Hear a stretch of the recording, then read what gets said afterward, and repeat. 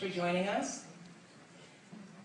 4 years ago, I took a look around our country and witnessed something remarkable. At the time, we were faced with the most damaging economic crisis since the Great Depression.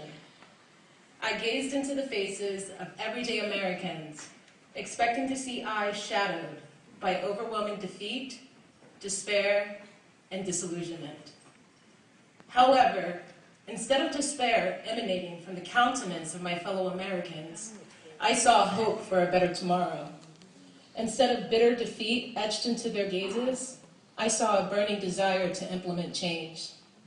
And in place of disillusionment at the economic failings of our country, I saw increased awareness among Americans and aspirations to reform a fragmented system. They understood that while the American dream had been badly battered, it had by no means been broken.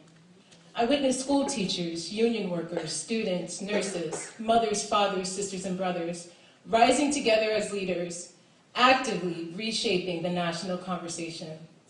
This diverse group of individuals directed the debunked, outdated, trickle-down discourse of the time towards a dialogue of innovation and rejuvenation of the American dream. It was this moment of exceptionalism, combined with the unwavering support of my grandmother, that ignited the flames of civic responsibility within me, subsequently changing the trajectory of my thinking.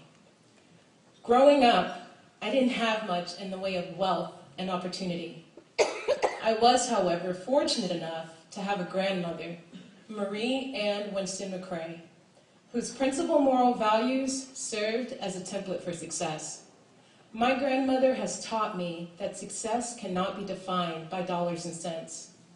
Her civic engagement within the community for over half a decade has shown me that success is defined by the strength of an individual's character.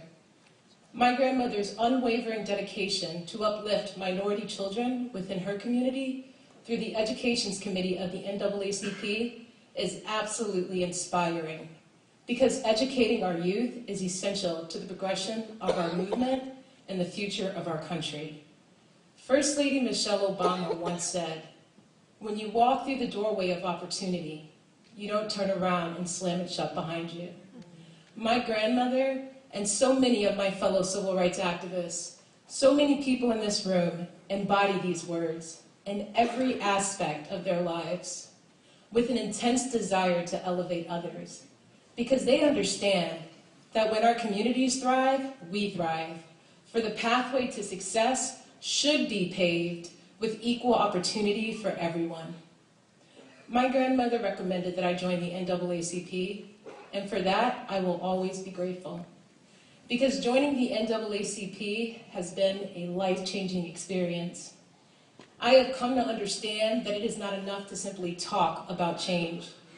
If we truly desire change, if we truly desire innovation, if we truly desire the opportunity to walk down the pathway of prosperity as equals,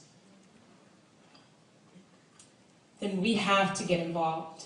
We cannot afford to sit complacently by, waiting on the actions of another man to bring about a dream that we so desperately desire. We have to take control and become the masters of our own destiny. This is why working with the Civic Engagement Committee has been so rewarding for me, because the difference we are making is clear and purposeful. We're not out there simply registering people to vote. We're educating them about the candidates as well, so that they may make an informed decision at the polls.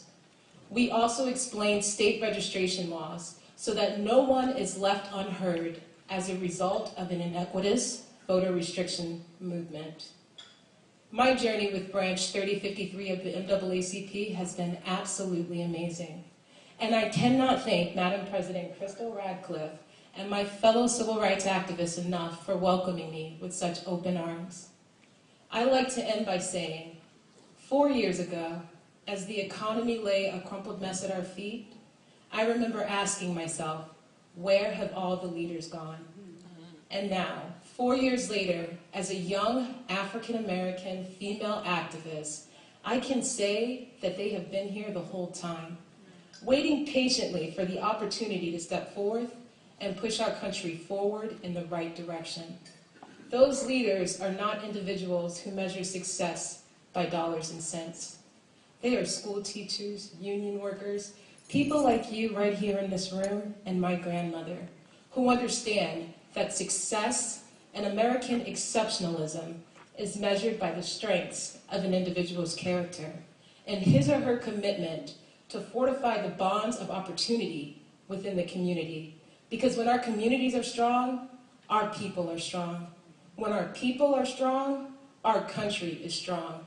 And when our country is strong, we all thrive under the infinite possibilities inherent in the American dream. Thank you.